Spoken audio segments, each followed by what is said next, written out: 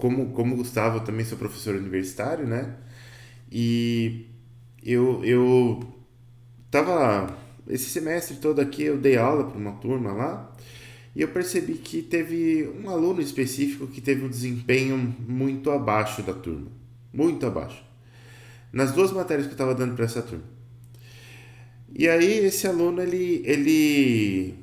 né, eu chamei os alunos que tinham ficado lá de recuperação para conversar, mas esse especificamente falei, olha, se puder conversar com você um dia aí, a gente conversa e tal. Não, beleza. E aí ele veio lá conversar comigo. E eu falei para ele, falei, olha, fulano,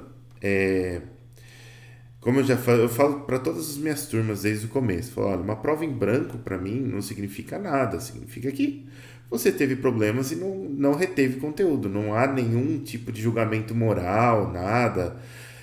Paciência, as pessoas têm problemas. Já tive alunos com diversos problemas, problema em casa, problema de câncer, problema de tudo, toda a ordem.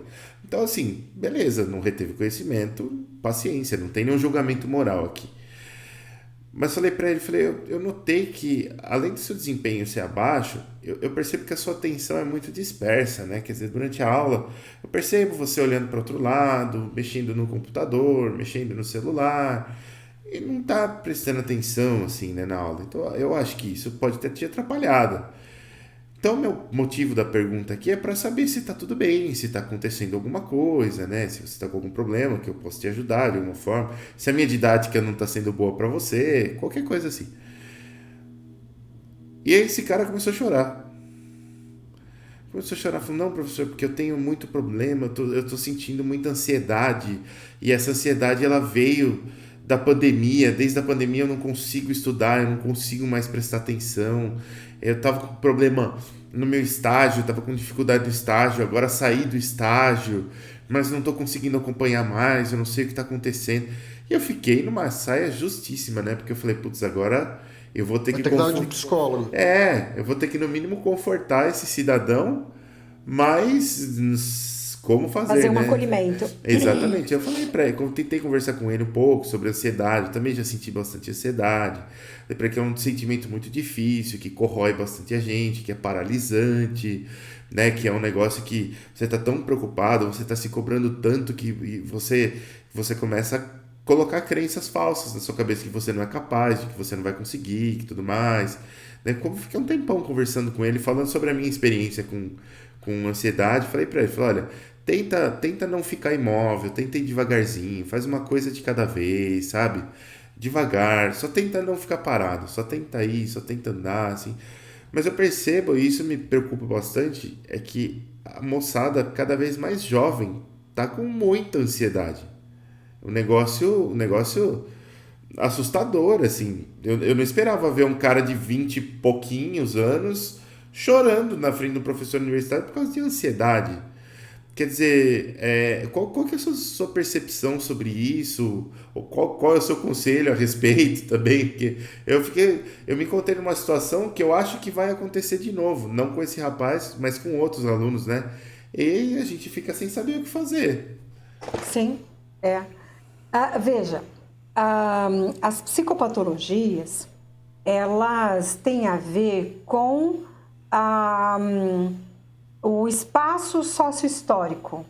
Tem a ver... Então, assim, 1870, a grande doença psíquica era a histeria, né? Essa que a gente estava falando ainda há pouco. Na década de 90, era o tal do estresse. Todo mundo, estresse, estresse, estresse. Então, tem a ver com o que está acontecendo na sociedade. Até há poucos anos, cada sociedade tinha suas próprias doenças. Mas hoje a gente tem percebido que no mundo globalizado, as doenças é incomum ao planeta. Porque o que sofre aqui, sofre lá. Parece que tudo está muito interligado. E o que nós estamos vivendo no momento? A gente está vivendo num momento que a gente percebe mais do que nunca que a gente não tem controle de muita coisa. E coisas muito ruins, elas podem acontecer a qualquer momento. Eu posso ter perdas terríveis a qualquer momento. Então, eu tenho a impressão que nós estamos compreendendo o quão frágil nós somos. E a sobrevivência, ela tem ficado, eu acredito, um tanto mais difícil por causa da competição, por causa de uma série de questões. Então, eu diria que a doença da humanidade mundialmente nesse momento é a ansiedade. E a ansiedade, ela é por si um mal-estar e ela está presente em várias outras psicopatologias, né? Então, existem muitas doenças psíquicas que a ansiedade é um sintoma da doença. Com a pandemia, aquelas pessoas que já possuíam doenças psíquicas, a gente percebe que agravou muito. E aquelas que não tinham, começaram a desenvolver, principalmente a ansiedade. A sensação de morte. O que é a ansiedade? Você falou uma palavra interessante, a paralisação. É quando eu já não consigo mais fazer nenhum movimento.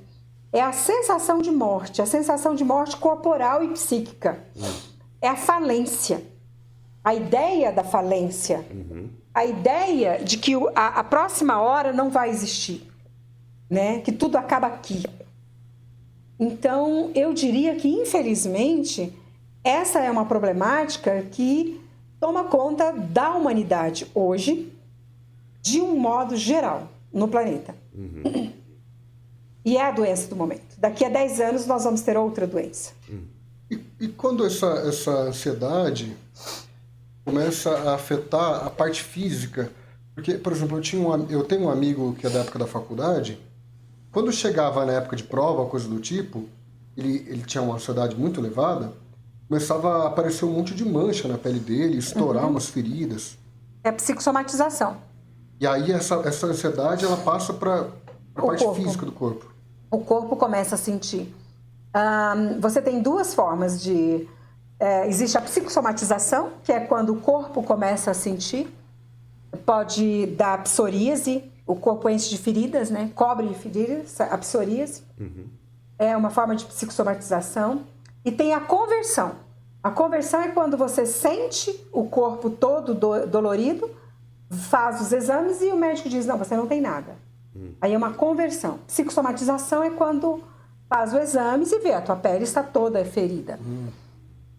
E pode ter aí o pânico junto com tudo isso. No pânico, a pessoa vai sentir que o corpo está dormente, a boca está dormente, sensação de desmaio, hiperventilação, respiração muito rápida, enche o cérebro de oxigênio e começa a ficar tonto.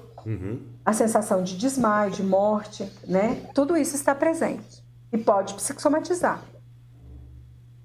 Então, é o que está acontecendo no momento. Daqui a 10 anos, nós teremos isso e mais um pouco, né? Porque a tendência é ir agravando, porque a sociedade ela vai tendo novos problemas. Aí a sua pergunta, o que fazer? Eu acho que nós precisamos, como humanidade, buscar o que é ser humano. Nós não somos máquinas. Então, mais do que nunca, nós precisamos subir a nossa imunidade, nós precisamos trazer paz para o nosso psiquismo. E como fazer isso? Eu diria que nos distanciando mais ainda do que é ser máquina e nos aproximando do que é ser humano. Ser humano precisa de exercício físico, precisa de meditação, precisa de um pouquinho de ociosidade, de calma, precisamos da natureza, de ver o verde, de enxergar o azul no céu, fazer a nossa caminhada, pensar, refletir, mas num sentido de meditação, trazendo essa mente para uma calmaria, uma alimentação saudável. Mais do que nunca, a gente precisa se distanciar dos alimentos que aumentam a ansiedade. Cafeína, por exemplo. Né? Os chocolates, Coca-Cola, refrigerantes. A gente precisa estudar melhor sobre o que faz bem para o nosso organismo em termos de alimentação, para trazer um equilíbrio químico para o nosso organismo. O exercício físico, tomar muita água. O nosso cérebro ele precisa de água para ele poder manter saudável. Precisamos desenvolver fé. A fé é de extrema importância para ter um descanso cerebral, mental. Então, eu diria que a gente precisa aconselhar essas pessoas e fazer também esse exercício de buscar tudo que é humano, de tudo que é o mais natural, para voltar para a nossa essência, para a gente conseguir ter um pouco mais de equilíbrio diante do que está acontecendo e do que virá. Entendi. E de imediato, fazer o que você fez, acolher, falar, não, está tudo bem, da minha parte está tudo bem. Né? Vamos pensar juntos, eu estou aqui, vamos pensar juntos. Legal. Rotina, você acha importante para uma pessoa que tem ansiedade também? Desde que essa rotina não venha como uma obrigação muito grande a ser cumprida. Né? Mas ela diminui a ansiedade no sentido de ter uma agenda e saber que você foi cumprindo aquilo que você estabeleceu para cumprir, né? Te dá a ideia de satisfação, de que eu alcancei esse objetivo para o dia de hoje. Ajuda muito nesse sentido. Legal. A organização, né? Porque tudo que está solto, eu sou assim, quando eu estou com um pensamento de uma coisa que eu preciso fazer, enquanto está só no pensamento, me causa ansiedade. Quando eu levo aquilo para o papel e digo, na quinta-feira à tarde eu vou fazer, eu descanso, porque eu sei que na quinta-feira à tarde eu vou fazer. Entendi.